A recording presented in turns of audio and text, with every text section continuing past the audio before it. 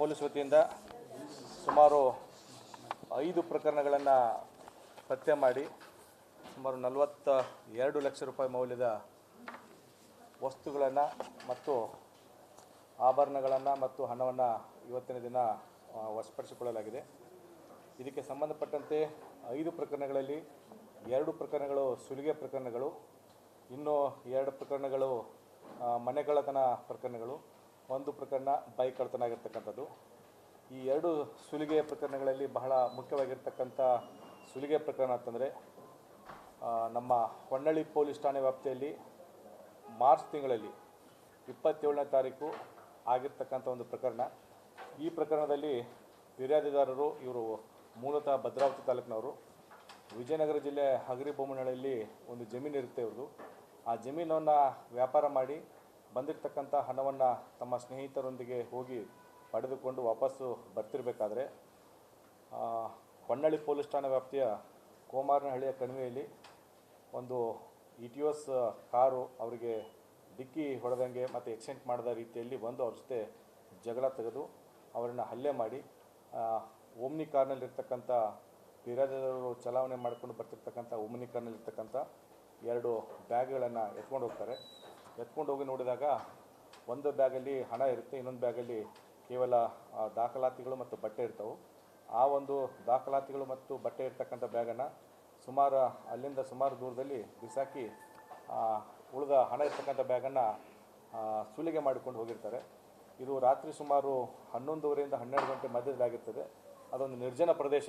ಆ ನಿರ್ಜನ ಪ್ರದೇಶ ಕಣಿವೆಯಲ್ಲಿ ಆಗಿರ್ತಕ್ಕಂಥ ಪ್ರಕರಣ. ಯಾವುದೇ ರೀತಿಯ ಕುರುಹುಗಳಿರಲಿಲ್ಲ, ಯಾವುದೇ ರೀತಿಯ ಸಾಕ್ಷ್ಯಗಳು ಕೂಡ ಅಲ್ಲಿ ಇರಲಿಲ್ಲ. ಈ ಪ್ರಕರಣ ಬಹಳ ಗಂಭೀರವಾಗಿರ್ತಕ್ಕಂಥ ಪ್ರಕರಣ. ಯಾಕಂದರೆ ಸುಲಿಗೆ ಪ್ರಕರಣ ಆಗಿದ್ದರಿಂದ ಇದನ್ನು ನಾನು ಕೂಡ ಮತ್ತು ನಮ್ಮ ಮೆಡಿಸಿನ್ ಇನ್ಸ್ಪೆಕ್ಟರ್ ಕೂಡ ಸ್ಥಳಕ್ಕೆ ಭೇಟಿ ನೀಡಿ DSP ರವರು ಸ್ಥಳಕ್ಕೆ ಭೇಟಿ ನೀಡಿ ಸಮಗ್ರವಾಗಿ ಇದನ್ನು ತನಿಖೆ ಕೈಗೊಂಡಿದ್ದೆವು. ಆದರೆ ನಮಗೆ ಎಲ್ಲ ಆ್ಯಂಗಲಿಂದ ಕೂಡ ಭಾಳಷ್ಟು ಕ್ಲಿಷ್ಟಕರವಾಗಿತ್ತು. ಯಾವುದೇ ರೀತಿಯ ಸಾಕ್ಷ್ಯಾಧಾರಗಳ ಹಿನ್ನೆಲೆಯಲ್ಲಿ ನಾವು ಇದರಲ್ಲಿ ಸುಮಾರು 350 CCTV ಫುಟೇಜ್ಗಳನ್ನು ಅನಲೈಸಿಸ್ ಮಾಡಿ ಅದರ ಜೊತೆಗೆ ನಮ್ಮ ತಾಂತ್ರಿಕ ಸಿಬ್ಬಂದಿಗಳ ಸಹಾಯದಿಂದ ಈ ಒಂದು ಪ್ರಕರಣ ಪತ್ತೆಯಾಗಿದೆ. ಈ ಪ್ರಕರಣದಲ್ಲಿ ಭಾಳ ಇಂಪಾರ್ಟೆಂಟ್ ಆಗಿರ್ತಕ್ಕಂಥದ್ದು ವ್ಯಕ್ತಿ ಅಂತಂದರೆ ಈ ಒಂದು ಭೂ ವ್ಯವಹಾರ ಏನು ಹೊಲ ಮಾರುವ ವಿಚಾರದಲ್ಲಿ ಏಜೆಂಟ್ ಆಗಿರ್ತಕ್ಕಂಥವ್ರು ಮಧ್ಯವರ್ತಿಗಳ ಈ ಒಂದು ಮಾಹಿತಿಯನ್ನು ಆರೋಪಿತರಿಗೆ ಕೊಟ್ಟು ಆರೋಪಿತರಿಂದ ಈ ಒಂದು ಕೃತ್ಯ ಎಸಗಿದ್ದು ಕಂಡು ಬರ್ತಾ ಇದೆ. ಆರೋಪಿ ಬಂದು ಮೆಹಬೂಬ್ ಅಂತೇಳಿ ಈತ ಹಗರಿಬೊಮ್ಮನಹಳ್ಳಿರ್ತಕ್ಕಂಥ ವ್ಯಕ್ತಿ. ಈತ ಕೂಡ ಈ ಒಂದು ಹಣ ವ್ಯವಹಾರದಲ್ಲಿ ಏನು ಈ ಒಂದು ಜಮೀನಿನ ಮಾರಾಟದಲ್ಲಿ ಮಧ್ಯವರ್ತಿಯಾಗಿ ಇನ್ನು ಉಳಿದ 4-5 ಜನ ಮಧ್ಯವರ್ತಿಗಳ ಜೊತೆ ಇವನು ಕೂಡ ಒಬ್ಬ ಆಗಿರ್ತಾನೆ. ಇವನಿಗೆ ಮತ್ತು ಇನ್ನೊಬ್ಬ ಆರೋಪಿತನಾಗಿರ್ತಕ್ಕಂಥ ಅಜ್ಜಪ್ಪ ಅಂತೇಳ್ಬಿಟ್ಟು ಇವನು ಕೂಡ ಹಗರಿಬೊಮ್ಮನಹಳ್ಳಿಯವನು. ಇವನಿಗೆ ಹಗರಿಬೊಮ್ಮನಹಳ್ಳಿ ಅಜ್ಜಪ್ಪ ಮತ್ತು ಈ ಮುಖ್ಯ ಆರೋಪ ಆಗಿರ್ತಕ್ಕಂಥ ಮಧ್ಯವರ್ತಿ ಇವರ ಮಧ್ಯದಲ್ಲಿ ಹಣಕಾಸಿನ ವ್ಯವಹಾರ ಇರುತ್ತೆ. ಇವನು ಸಾಲ ಪಡ್ಕೊಂಡಿರ್ತಾನೆ ಮಧ್ಯವರ್ತಿ ಇವನಿಂದ, ಅಜ್ಜಪ್ಪನಿಂದ. ಈ ವಿಚಾರವಾಗಿ ಅವನು ಪದೇ ದುಡ್ಡು ಕೇಳ್ತಾ ಇರ್ತಾನೆ. ಆ ಹಿನ್ನೆಲೆಯಲ್ಲಿ ಇವನು ಅವತ್ತಿನ ದಿನ ಏನು ಮಧ್ಯವರ್ತಿಯಾಗಿ ಕೆಲಸ ಮಾಡಿರ್ತಕ್ಕಂಥ ಹಣವನ್ನು ನೋಡಿ ಅವನಿಗೆ ಮಾಹಿತಿ ಕೊಡ್ತಾನೆ. ಇವನು ಏನು ಆರೋಪಿ, 2ನೇ ಆರೋಪಿ, ಇನ್ನಿತರ ಆರೋಪಿಗಳಾಗಿರ್ತಕ್ಕಂಥ ಹನುಮಂತಪ್ಪ ಅಂತೇಳ್ಬಿಟ್ಟು ಮತ್ತು ಅನಿಲ ಇವ್ರನ್ನ ಕಾಂಟ್ಯಾಕ್ಟ್ ಮಾಡಿ ಅವರಿಗೆ ಮಾಹಿತಿ ಕೊಡ್ತಾನೆ. ಈ ದಿನ ರಾತ್ರಿ ಊರಲ್ಲಿ ಬರ್ತಾರೆ, ನೀವು ಬೇಕಾದ್ರೆ ಹೊಂಚಾಕ್ಬಿಟ್ಟು ಅದನ್ನು ದೋಚಿಕೊಳ್ಬೋದು ಅಂತೇಳ್ಬಿಟ್ಟು ಮಾಹಿತಿ ಕೊಡ್ತಾನೆ. ಆ ಮಾಹಿತಿಯನ್ನು ಇವರು ಪಡೆದುಕೊಂಡು ಬರ್ತಕ್ಕಂಥ ರಸ್ತೆಯಲ್ಲಿ ವೇಟ್ ಮಾಡ್ತಾ ಇರ್ತಾರೆ. ತದನಂತರ ಬಂದಿರತಕ್ಕಂಥ ಏನು ಓಮ್ನಿ ಕಾರನ್ನು ಫಾಲೋ ಮಾಡ್ಕೊಂಡು ಹೋಗಿ ಅದಕ್ಕೆ ಅಡ್ಡಗಟ್ಟಿ ರಸ್ತೆಯಲ್ಲಿ ಇದನ್ನು ದೋಚ್ಕೊಂಡು ಹೋಗಿರ್ತಾರೆ. ಸೊ ಈ ಪ್ರಕರಣದಲ್ಲಿ ಒಟ್ಟು 4 ಆರೋಪಿಗಳನ್ನು ಈಗಾಗಲೇ ದಸ್ತಗಿರಿ ಮಾಡಿದ್ದೇವೆ. ಇದರಲ್ಲಿ ಪ್ರಮುಖವಾಗಿ ಆರೋಪಿಯಾಗಿರ್ತಕ್ಕಂಥ ಹನುಮಂತಪ್ಪ ಅಂತೇಳ್ಬಿಟ್ಟು ಈತನ ವಿರುದ್ಧ ಈಗಾಗಲೇ 2 ಪ್ರಕರಣಗಳು 2017ರಲ್ಲಿ ಒಂದು ಅಡಕೆ ಕಳ್ಳತನ ಪ್ರಕರಣ ಮತ್ತು ಪ್ರಿಪ್ರೇಷನ್ ಫಾರ್ ಡಕಾಯಿತಿ ಪ್ರಕರಣಗಳು ದಾಖಲಾಗಿ ದಾವಣಗೆರೆ ಗ್ರಾಮಾಂತರದಲ್ಲಿ ಈತನ ವಿರುದ್ಧ ಪ್ರಕರಣ ದಾಖಲಾಗಿರ್ತವು. ಅದರ ಜೊತೆಗೆ ಈ ಅನಿಲ್ ಅಂತೇಳ್ಬಿಟ್ಟು ಈತನ ವಿರುದ್ಧ 2024ರಲ್ಲಿ ಒಂದು ಕೊಲೆ ಪ್ರಕರಣ ಕೂಡ ವಿಜಯನಗರ ಜಿಲ್ಲಾ ವ್ಯಾಪ್ತಿಯಲ್ಲಿ ಬರ್ತಕ್ಕಂಥ ಹಲವಾಗಲು ಪೊಲೀಸ್ ಠಾಣೆಯಲ್ಲಿ ಒಂದು ಪ್ರಕರಣ ದಾಖಲಾಗಿರ್ತದೆ. ಸೊ ಇವೆಲ್ಲ ಕ್ರಿಮಿನಲ್ ಹಿನ್ನೆಲೆ ಉಳ್ಳತಕ್ಕಂಥ ವ್ಯಕ್ತಿಗಳು ಒಂದು ಗುಂಪನ್ನು ಕಟ್ಟಿಕೊಂಡು ಈ ರೀತಿ ಕಾರಿಗೆ ಅಡ್ಡಗಟ್ಟಿ ಅದನ್ನು ದೋಚ್ಕೊಂಡು ಹೋಗಿರ್ತಾರೆ. ಈ ಒಂದು ಪ್ರಕರಣದಲ್ಲಿ ನಮಗೆ ಸುಮಾರು 30 ಲಕ್ಷ ವರ್ತ್ ಪ್ರಾಪರ್ಟಿಯನ್ನು ಸೀಜ್ ಮಾಡ್ಕೊಂಡಿದ್ದೆವು. ಅದರಲ್ಲಿ ಕಾರು, ಅದರ ಜೊತೆಗೆ 23 ಲಕ್ಷ ರೂಪಾಯಿ ಹಣ ಮತ್ತು ಮೊಬೈಲ್ ಫೋನ್ಗಳನ್ನು ವಶಪಡಿಸಿಕೊಂಡು ಈಗಾಗಲೇ ಈ ಎಲ್ಲ 4 ಜನ ಆರೋಪಿತರನ್ನು ನ್ಯಾಯಾಂಗ ಬಂಧನಕ್ಕೆ ಒಪ್ಪಿಸಿ ತನಿಖೆಯನ್ನು ಕೈಗೊಳ್ತಾ ಇದ್ದೆವು. ಈ ಒಂದು ಪ್ರಕರಣದಲ್ಲಿ ಬಹಳ ಇಂಪಾರ್ಟೆಂಟ್ ಹೇಳಬೇಕಾಗಿರ್ತಕ್ಕಂಥದ್ದಂದರೆ ನಮ್ಮ ಒಂದು ತಾಂತ್ರಿಕ ಶಾಖೆಯ ಸಿಬ್ಬಂದಿಗಳು ಮಾಡಿರ್ತಕ್ಕಂಥ ಕರ್ತವ್ಯ. ಅವರು ಎಲ್ಲ ಆ್ಯಂಗಲ್ಗಳಿಂದ ಈ ತಾಂತ್ರಿಕ ಸಾಕ್ಷ್ಯಾಧಾರಗಳನ್ನು ಸಂಘಟನೆ ಮಾಡಿ ಅದನ್ನು ಫೀಲ್ಡ್ ಆಫೀಸರ್ಸ್ ಕೊಟ್ಟಿದ್ದರಿಂದ ಈ ಒಂದು ಪ್ರಕರಣ ಪತ್ತೆಯಾಗಿದೆ. ಇದಕ್ಕೆ ನಾನು ವಿಶೇಷವಾಗಿ ಎಲ್ಲ ಸಿಬ್ಬಂದಿಗಳು ಇದಕ್ಕೆ ಭಾಳ ಕಷ್ಟಪಟ್ಟು ಪತ್ತೆ ಮಾಡಿದ್ದಾರೆ. ಅವರಿಗೆ 25,000 ರೂಪಾಯಿ ನಗದು ಬಹುಮಾನವನ್ನು ನಾನು ಈ ಮುಖಾಂತರ ಘೋಷಣೆ ಮಾಡ್ತಾ ಇದ್ದೀನಿ. ಓಮಿನಿ ಕಾರ್ನಲ್ಲಿ ಇಬ್ಬರು ಬರ್ತಿರ್ತಾರೆ. ಒಬ್ಬ ಏನು ಫಿರ್ಯಾದಿದಾರರ ಸ್ನೇಹಿತ, ಅವನು ಕೂಡ ಈ ಒಂದು ವ್ಯಾಪಾರಕ್ಕೆ ಸಂಬಂಧಪಟ್ಟಂತೆ ಅವನ ಜೊತೆ ಸಹಾಯಕನಾಗಿ ಬಂದಿರ್ತಾನೆ. ಅವನು ಜೊತೆ ಇಬ್ಬರು ಬರ್ತಿರ್ತಾರೆ. ಇವರಿಬ್ಬರು ಓಮಿನಿ ಕಾರಲ್ಲಿ ಬರ್ತಿರ್ತಾರೆ. ಕೃತ್ಯ ನಡೆದ ಗಾಡಿಯಲ್ಲಿ ಇಟಿಯೋಸ್ ಕಾರಲ್ಲಿ 4 ಜನ ಆರೋಪಿಗಳು ಬರ್ತಿರ್ತಾರೆ. ಅದರಲ್ಲಿ ಡ್ರೈವರು ಮತ್ತು 3 ಜನ, ಇವೆಲ್ಲ 4 ಜನ ಕೂಡ ದಸ್ತಗಿರಿಯಾಗಿದೆ. ಇವರು 15 ಲಕ್ಷ ನಗದಲ್ಲಿ ಟೋಟಲ್ ಏನಾಗಿದೆ ಅಂತಂದರೆ, ಇದು ತದನಂತರ ಇವರು ವಶಪಡಿಸಿಕೊಂಡಿರ್ತಕ್ಕಂಥ ಹಣದಲ್ಲಿ ಇವರನ್ನು ವಿಚಾರ ಮಾಡಿದಾಗ ಈ ಹಣದಲ್ಲಿ ಇವನು ಭಾಳಷ್ಟು ಜನಕ್ಕೆ ಪಾರ್ಟಿ ಕೊಟ್ಟಿದ್ದಾನೆ.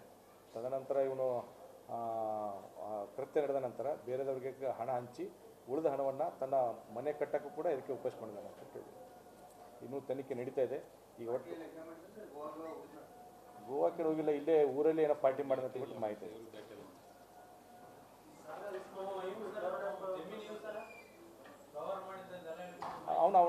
ಅವನು ಕೂಡ ದಸ್ತಗಿರಿಯಾಗಿದೆ. ಅವನು ಜೊತೆಲಿ ಇರಲಿಲ್ಲ, ಬಟ್ ಮಾಹಿತಿ ಕೊಟ್ಟಿದ್ದ ಹಿನ್ನೆಲೆ ಅವ್ರು ಕೂಡ ದಸ್ತಗಿರಿಯಾಗಿದೆ.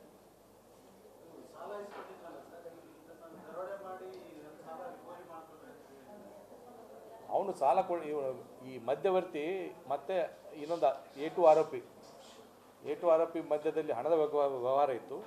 ಇದೇನು A2 ಆರೋಪಿ ಅವನಿಗೆ ಪದೇ ಹಣ ಕೇಳ್ತಾ ಇದ್ದ, ನನ್ನ ಹಣ ವಾಪಸ್ ಕೊಡು ಅಂತ ಬಿಟ್ಟೇಳಿ.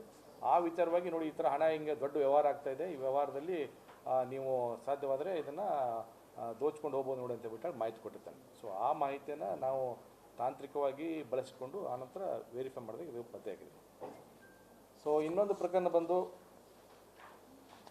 ಏಪ್ರಿಲ್ ತಿಂಗಳಲ್ಲಿ 18ನೇ ತಾರೀಕು ಏಪ್ರಿಲಲ್ಲಿ ವಿದ್ಯಾನಗರ ಪೊಲೀಸ್ ಠಾಣೆ ವ್ಯಾಪ್ತಿಯಲ್ಲಿ ಒಂದು ಸುಲಿಗೆ ಪ್ರಕರಣ ದಾಖಲಾಗಿರ್ತದೆ. ಈ ಒಂದು ಪ್ರಕರಣದಲ್ಲಿ ಬಹಳ ಒಂದು ಅಜ್ಜಿ ಮನೆಯಲ್ಲಿ ಸೊಸೆ, ಅಜ್ಜಿ ಮತ್ತು ಮೊಮ್ಮಕ್ಕಳು ವಾಸ ಮಾಡ್ತಿರ್ತಾರೆ. ಮಗ ಅನ್ಯ ಕರ್ತವ್ಯದ ಮೇಲೆ ಒಂದು ದಿನನಿತ್ಯ ಕೆಲಸಕ್ಕೆ ಹೋಗ್ತಾ ಇರ್ತಾನೆ, ನೈಟ್ ಡ್ಯೂಟಿ ಇರ್ತಾ ಹೋಗ್ತಿರ್ಬೇಕಾದ್ರೆ ಮನೆಯಲ್ಲಿ ಇವರು ಮಲ್ಕೊಂಡಿರ್ತಾರೆ. ಆ ಸಮಯದಲ್ಲಿ ಯಾರೋ ದುಷ್ಕರ್ಮಿಗಳು ಮನೆ ಒಳಗಡೆ ನುಗ್ಗಿ ಬಂದು ಅಜ್ಜಿಗೆ ಒಂದು ಹಲ್ಲೆ ಮಾಡಿ ಇರ್ತಕ್ಕಂಥ ಸುಮಾರು 20 ಗ್ರಾಮ್ ಚೈನನ್ನು ಕಿತ್ಕೊಂಡು ಹೋದ್ರು ಅಂತ ಬಿಟ್ಟೇಳಿ ಒಂದು ಸುಲಿಗೆ ಪ್ರಕರಣ ದಾಖಲಾಗುತ್ತೆ. ಸ್ಥಳಕ್ಕೆ ಭೇಟಿ ನೀಡಿದ ವಿದ್ಯಾನಗರ ಇನ್ಸ್ಪೆಕ್ಟರ್ ಮತ್ತು ನಮ್ಮ ಎಲ್ಲ ಅಡಿಷನಲ್ ಇನ್ಸ್ಪೆಕ್ಟರ್ ಅವರು, ನಾನು ಕೂಡ ಸ್ಪಾಟ್ ವಿಸಿಟ್ ಮಾಡಿದೆವು. ಅಲ್ಲಿ ನೋಡಿದಾಗ ಭಾಳ ಜನಬಿಡಿ ಇರ್ತಕ್ಕಂಥ ಪ್ರದೇಶ ವಿದ್ಯಾನಗರ ಪೊಲೀಸ್ ಠಾಣೆಯಲ್ಲಿ. ಈ ರೀತಿ ಒಂದು ನೈಟು ಸುಮಾರು 9:30 10ರಿಂದ 10:30 ಮಧ್ಯದಲ್ಲಿ ಆಗಿದೆ ಅಂತ ಬಿಟ್ಟೇಳಿ ದಾಖಲಿಸ್ತಾರೆ. ಸೊ ಕೃತ್ಯ ಸ್ಥಳಕ್ಕೆ ಭೇಟಿ ನೀಡಿ ಇದೆಲ್ಲ ರೀತಿಯ ಕುಲಂಕುಷ ವಿಚಾರ ಮಾಡಿ ನೋಡಿದಾಗ ಈ ಪ್ರಕರಣದಲ್ಲಿ ಸೊಸೆಯೇ ಸುಮಾರು 30 ವರ್ಷ ವಯಸ್ಸು, ಅವರ ತಮ್ಮ ಅಭಿಷೇಕ್ ಅಂತ ಬಿಟ್ಟೇಳಿ ಇವರಿಬ್ಬರು ಸೇರ್ಕೊಂಡ್ಬಿಟ್ಟು ಹಣದ ಒಂದು ಅವಶ್ಯಕತೆ ಹಿನ್ನೆಲೆಯಲ್ಲಿ ತಮ್ಮನಿಗೆ ಏನು ಅಕ್ಕ ದುಡ್ಡು ಕೊಡ್ತೀನಿ ಬಾ ಅಂತ ಹೇಳಿರ್ತಾಳೆ. ಆ ದುಡ್ಡು ವ್ಯವಸ್ಥೆ ಆಗಿರೋದಿಲ್ಲ. ಆ ದುಡ್ಡನ್ನು ಅವನು ಪದೇ ಕೇಳ್ತಾ ಇರೋದ್ರಿಂದ ಹೇಗಾದರೂ ಮಾಡಿ ಕೊಡಲೇಬೇಕು ಅಂತ ಬಿಟ್ಟೇಳಿ ತನ್ನ ಅತ್ತೆಯ ಮೇಲೆ ಇರ್ತಕ್ಕಂಥ ಕೊರಳಿನ ಸರದ ಮೇಲೆ ಕಣ್ಣಿಟ್ಟು ಈ ಒಂದು ರೀತಿ ಕೃತ್ಯವನ್ನು ಎಸಗಿರ್ತಾರೆ. ಸೊ ಈ ಪ್ರಕರಣದಲ್ಲಿ ಈ ಇಬ್ಬರು ಆರೋಪಿಯನ್ನು, ಸೊಸೆ ಮತ್ತು ಸೊಸೆಯ ತಮ್ಮ ಅಭಿಷೇಕ್ ಅಂತ ಬಿಟ್ಟು ಇದನ್ನು ದಸ್ತಗಿರಿ ಮಾಡಿ ನಾವು ಸುಮಾರು 20 ಗ್ರಾಮ್ ಏನು ದೋಚಿಕೊಂಡು ಹೋಗಿರ್ತಕ್ಕಂಥ 20 ಗ್ರಾಮ್ ಚೈನನ್ನು ವರ್ತ್ 2 ಲ್ಯಾಕ್ಸನ್ನು ವಶಪಡಿಸಿಕೊಂಡು ತನಿಖೆಯನ್ನು ಕೈಗೊಂಡಿದ್ದೇವೆ. ಇಬ್ಬರನ್ನು ಕೂಡ ದಸ್ತಗಿರಿ ಮಾಡಿದ್ದೇವೆ. ಸೊ ಇನ್ನೊಂದು ಪ್ರಕರಣ ಅಂತಂದರೆ ಬೈಕ್ ಕಳ್ತನ, ಭಾಳಷ್ಟು ಬೈಕ್ ಕಳ್ತನ ಆಗ್ತಾಯಿತ್ತು ವಿದ್ಯಾನಗರ ಪೊಲೀಸ್ ಠಾಣೆಯಲ್ಲಿ. ಸುಮಾರು 4 ಬೈಕ್ಗಳನ್ನು ವಿದ್ಯಾನಗರ ಪೊಲೀಸರು ಸುಮಾರು ವರ್ತ್ 4 ಲಕ್ಷ, ಅದರಲ್ಲಿ ಬುಲೆಟ್ಟು, ಸ್ಪ್ಲೆಂಡರು ಮತ್ತು ಸ್ಕೂಟಿ, ಸೊ ಈ ರೀತಿ 4 ಬೈಕ್ಗಳನ್ನು ವಶಕ್ಕೆ ಪಡೆದುಕೊಂಡು ಸೀಸ್ ಮಾಡಿ ಇಬ್ಬರು ಆರೋಪಿಗಳನ್ನು, ಇಬ್ಬರು ಕೂಡ ಇವರು ಶಿವಮೊಗ್ಗ ಮೂಲದವರು, ಇವರನ್ನು ದಸ್ತಗಿರಿ ಮಾಡಿ ಮುಂದಿನ ಕ್ರಮ ಕೈಗೊಂಡಿದ್ದೆವು. ಇನ್ನೂ ಈ ಪ್ರಕರಣದಲ್ಲಿ ಇನ್ನೂ ಹೆಚ್ಚಿನ ತನಿಖೆ ಕೈಗೊಳ್ತಾ ಇದ್ದೆವು. ಇನ್ನು ಮುಂದೆ ಕೂಡ ಅದರಲ್ಲಿ ಇನ್ನೂ ರಿಕವರಿ ಆಗಬೇಕಾಗಿರ್ತಕ್ಕಂಥದ್ದು ಭಾಳ ಇದೆ. ಸೊ ಇನ್ನೊಂದು ಪ್ರಕರಣ ಅಂತಂದರೆ ಈ ವಿದ್ಯಾನಗರ ಪೊಲೀಸ್ ಠಾಣೆಯಲ್ಲಿ ಈ 3 ಪ್ರಕರಣಗಳು ವಿದ್ಯಾನಗರ ಪೊಲೀಸ್ ಠಾಣೆಯಲ್ಲಿ ಒಂದು ಕಲ್ಯಾಣ ಮಂಟಪದಲ್ಲಿ ಬೆಳ್ಳಿ ಆರತಿ ಕಳ್ಳತನ ಆಗಿರ್ತದೆ. ಇದು 17 ತಿಂಗಳು ಮೇದಲ್ಲಿ ಆಗಿರ್ತದೆ. ಈ ಒಂದು ಪ್ರಕರಣದಲ್ಲಿ ಮದುವೆ ಕಾರ್ಯಕ್ರಮ ನಡೀತಿರ್ಬೇಕಾದ್ರೆ ಮದುವೆಗೆ ಬಂದಿರತಕ್ಕಂಥ ನೆಂಟರಂತೆ ಒಬ್ಬ ಮಹಿಳೆ ಅಲ್ಲಿ ಒಳಗಡೆ ಹೋಗಿ ಅಲ್ಲಿ ಇಟ್ಟಿರ್ತಕ್ಕಂಥ ವಿಧಿವಿಧಾನಗಳಿಗೆ ಯೂಸ್ ಮಾಡ್ತಕ್ಕಂಥ ಆರತಿಯನ್ನು ನೋಡಿ ಆ ಆರತಿಯನ್ನು ಎತ್ಕೊಂಡು ಹೋಗಿರ್ತಾರೆ. ಸುಮಾರು 300 ಗ್ರಾಮ್ ಆರತಿ. ಈ ಒಂದು ಪ್ರಕರಣದಲ್ಲಿ ನಾವು ತನಿಖೆಯನ್ನು ಕೈಗೊಂಡು ಆರೋಪಿಯನ್ನು ಪತ್ತೆ ಮಾಡಿದಾಗ ಇವರು ಸುಮಾರು 46 ವರ್ಷ ವಯಸ್ಸಿನ ಶಿವಮೊಗ್ಗ ಮೂಲದ ಈ ಲೇಡಿ, ಇವ್ರ ಮೇಲೆ ಈಗಾಗಲೇ ಸುಮಾರು 3 ಪ್ರಕರಣಗಳು ದಾಖಲಾಗಿದ್ದವು. 2017ರಲ್ಲಿ ಕೋಟೆ ಪೊಲೀಸ್ ಠಾಣೆಯಲ್ಲಿ ಇದೇ ರೀತಿ ಇವರು ಒಂದು ಎಮೋ ಅಂತಂದರೆ ಮೋಡಸ್ ಆಪರೇಂಡಿ ಅಂತಂದರೆ ಎಲ್ಲ ಕಲ್ಯಾಣ ಮಂಟಪಗಳಲ್ಲಿ ಆಗ್ತಕ್ಕಂಥ ಮದುವೆಗಳಿಗೆ ಅಲ್ಲಿ ನೆಂಟರಂತೆ ಹೋಗಿ ಈ ರೀತಿ ಒಂದು ಕೃತ್ಯವನ್ನು ಎಸಗ್ತಾ ಇರ್ತಾರೆ. ಸೊ ಅವರಿಂದನೂ ಕೂಡ ಅವರನ್ನು ದಸ್ತಗಿರಿ ಮಾಡಿ ಒಂದು 300 ಗ್ರಾಮ್ ಏನು ಕಳ್ಳತನಾಗಿರ್ತಕ್ಕಂಥ ಆಸ್ತಿ ತಟ್ಟೆಯನ್ನು ವಶಪಡಿಸಿಕೊಂಡಿದ್ದೇವೆ. ಇವರ ಮೇಲೆ ಈಗಾಗಲೇ ಬಾಣಸವಾಡಿ, ಬೆಂಗಳೂರು ನಗರದ ಬಾಣಸವಾಡಿ ಮತ್ತು ಶಿವಮೊಗ್ಗ ಜಿಲ್ಲೆಯ ಕೋಟೆ ಪೊಲೀಸ್ ಠಾಣೆಯಲ್ಲಿ ಪ್ರಕರಣ ದಾಖಲಾಗಿರ್ತದೆ. ಇವರನ್ನು ದಸ್ತಗಿರಿ ಮಾಡಿ ಕ್ರಮವನ್ನು ಕೈಗೊಂಡಿದ್ದೇವೆ. ಸೊ ಅದರ ಜೊತೆಗೆ ಇನ್ನೊಂದು ನ್ಯಾಮತಿ ಪೊಲೀಸ್ ಠಾಣೆಯಲ್ಲಿ ಆಗಿರ್ತಕ್ಕಂಥ ಇತ್ತೀಚಿನ ಒಂದು ಪ್ರಕರಣಕ್ಕೆ ಸಂಬಂಧಪಟ್ಟಂತೆ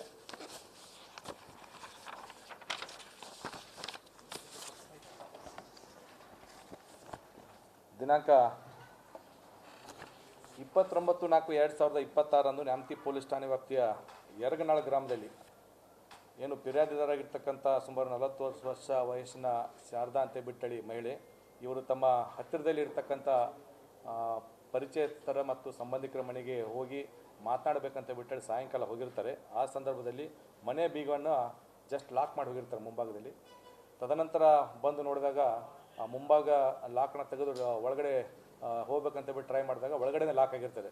ತದನಂತರ ಅವರು ಡೋರ್ ಹಿಂಭಾಗದಿಂದ ಬಂದು ನೋಡಿದಾಗ ಅಲ್ಲಿ ಒಂದು ಮೇಲ್ಗಡೆ ಹಂಚನ್ನು ತೆಗೆದುಬಿಟ್ಟು ಕೆಳಗಡೆ ಇದ್ದು ಬೀರಲ್ಲಿರ್ತಕ್ಕಂಥ ಸುಮಾರು 40 ಗ್ರಾಮ್ ಮತ್ತು 70,000 ರೂಪಾಯಿ ಬಂಗಾರ, 40 ಗ್ರಾಮ್ ಬಂಗಾರ, 70,000 ರೂಪಾಯಿ ನಗದು ಹಣವನ್ನು ಕಳ್ಳತನ ಮಾಡಿಕೊಂಡು ಹೋಗಿರ್ತಕ್ಕಂಥ ಪ್ರಕರಣ ಅವರಿಗೆ ಗೊತ್ತಾಗುತ್ತೆ.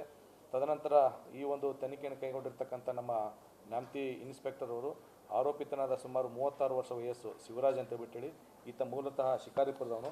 ಈತನ ವಿರುದ್ಧ ಈಗಾಗಲೇ ಒಟ್ಟು 3 ಪ್ರಕರಣಗಳು 2025ರಲ್ಲೇ 3 ಪ್ರಕರಣಗಳು ಈತನ ವಿರುದ್ಧ ದಾಖಲಾಗಿವೆ. ಒಂದು ಹೊನ್ನಾಳಿ ಪೊಲೀಸ್ ಠಾಣೆ, ಅದರ ಜೊತೆಗೆ ನ್ಯಾಮತಿ ಪೊಲೀಸ್ ಠಾಣೆ ಮತ್ತು ಶಿಕಾರಿಪುರ ಗ್ರಾಮಾಂತರದಲ್ಲಿ ಇದೇ ರೀತಿ ಇವನು ಹಂಚನ್ನು ತೆಗೆದುಬಿಟ್ಟು ಕೆಳಗಡೆ ಮನೆಯೊಳಗಡೆ ಎಂಟ್ರಿಯಾಗಿ ಅಲ್ಲಿ ವಸ್ತುಗಳನ್ನು ದೋಚ್ಕೊಂಡು ಹೋಗ್ತಕ್ಕಂಥ ಎಮೋ ಇರ್ತಕ್ಕಂಥದ್ದು. ಈತನನ್ನು ದಸ್ತಗಿರಿ ಮಾಡಿ ಸುಮಾರು 40 ಗ್ರಾಮ್ ಬಂಗಾರವನ್ನು ಹಾಗೂ 40,000 ರೂಪಾಯಿ ಒಟ್ಟು ಅಮೌಂಟನ್ನು ವಶಪಡಿಸಿಕೊಂಡು ಒಟ್ಟು ಮೌಲ್ಯ 5,31,000 ಹಣವನ್ನು ಅವನಿಂದ ನಾವು ವಶಕ್ಕೆ ಪಡೆದುಕೊಂಡಿರ್ತೇವೆ. ಸೊ ಎಲ್ಲ ಪ್ರಕರಣಗಳು, ಈ 4 ಪ್ರಕರಣಗಳಿಂದ ಸುಮಾರು 41,81,000 ರೂಪಾಯಿ ಹಣವನ್ನು ನಮ್ಮ ದಾವಣಗೆರೆ ಜಿಲ್ಲಾ ಪೊಲೀಸರು ತಮ್ಮ ಒಂದು ತನಿಖೆಯಿಂದ ವಶಪಡಿಸಿಕೊಂಡಿರ್ತಾರೆ. ಸೊ ಇಷ್ಟು ಇವತ್ತಿನ ಪ್ರೆಸ್ ಮೀಟ್ಗೆ ಸಂಬಂಧಪಟ್ಟಿರ್ತಕ್ಕಂಥದ್ದು. ಬೇರೆ ಇದ್ದರೆ ಇದು ಮಾಡ್ಬೋದು. Thank you.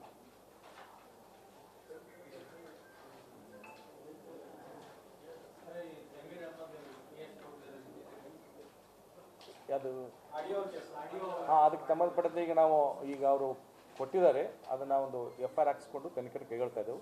ತನಿಖೆನ ಹಂತವನ್ನು ತಾವು ತಿಳಿಸ್ತೇವೆ. ಅದಕ್ಕೆ ಇಲ್ಲ ಸೆಂಟ್ ಪೊಲ್ಯೂಷನ್ನೇ ಕೊಟ್ಟಿದ್ದಾರೆ. ಸೆಂಟ್ ಪೊಲೀಸ್ ಠಾಣೆಯಲ್ಲಿ ಒಂದಿಷ್ಟು ದಾಖಲಾತಿಗೋಸ್ಕರ ಹೇಳಿದ್ದೆ, ಅದು ದಾಖಲಾತಿ ಬಂದ ತಕ್ಷಣ FIR ಮಾಡ್ಕೊಳ್ತಾ ಇದ್ದಾರೆ. ಮಾಡ್ಕೊಂಡು ತನಿಖೆನ ಕೈಗೊಳ್ತೇವೆ.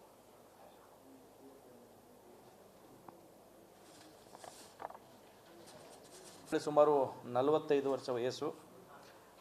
ಈತನ ಒಂದು ಕೊಲೆ ಆ ಬಗ್ಗೆ ಒಂದು ಪ್ರಕರಣ ದಾಖಲಾಗಿದೆ. ನಾನು ಕೂಡ ಸ್ಥಳಕ್ಕೆ ಭೇಟಿ ನೀಡಿದೆ. ನಮ್ಮ ಅಡಿಷನಲ್ ಎಸ್ ಪಿ ಅವರು ಕೂಡ ಸ್ಥಳಕ್ಕೆ ಭೇಟಿ ನೀಡಿ ಇದಕ್ಕೆ ಸಂಬಂಧಪಟ್ಟಂತೆ ಈಗಾಗಲೇ ನಾವು 4 ಜನ ಆರೋಪಿಗಳನ್ನು ದಸ್ತಗಿರಿ ಮಾಡಿದ್ದೇವೆ. ಈ ಒಂದು ಪ್ರಕರಣದ ಸಾರಾಂಶ ಏನಂತಂದರೆ, ಆರೋಪಿತ ಆಗಿರ್ತಕ್ಕಂಥ ಹನುಮಂತಪ್ಪ ಅಂತ ಹೇಳ್ಬಿಟ್ಟು ಈತನ ವಿರುದ್ಧ ಈಗಾಗಲೇ ಹರಿಹರ ಗ್ರಾಮಾಂತರ ಪೊಲೀಸ್ ಠಾಣೆಯಲ್ಲಿ 2020ರಲ್ಲಿ ಇವರಿಗೆ ಒಂದು ಸಿವಿಲ್ ವ್ಯಾಜ್ಯ ಇರುತ್ತೆ. ಇವರೆಲ್ಲರೂ ಎಲ್ಲ ರಕ್ತ ಸಂಬಂಧಿಗಳೇ, ಮಾವಾಳಿಯ. ಇವರಿಗೆ ಒಂದು ಈ ಸಿವಿಲ್ ವ್ಯಾಜ್ಯದಲ್ಲಿ ಒಬ್ರಿಗೊಬ್ರು ಕೂಡ ಮುಂಚೆಯಿಂದ ಗಲಾಟೆ ಇರುತ್ತೆ. ಇದೇ ವಿಚಾರವಾಗಿ ಸಿವಿಲ್ ನ್ಯಾಯಾಲಯದಲ್ಲಿ ಕೂಡ ಇದು ನ್ಯಾಯಾಲಯದಲ್ಲಿ ಸಿವಿಲ್ ವ್ಯಾಜ್ಯ ನಡೀತಾ ಇದೆ.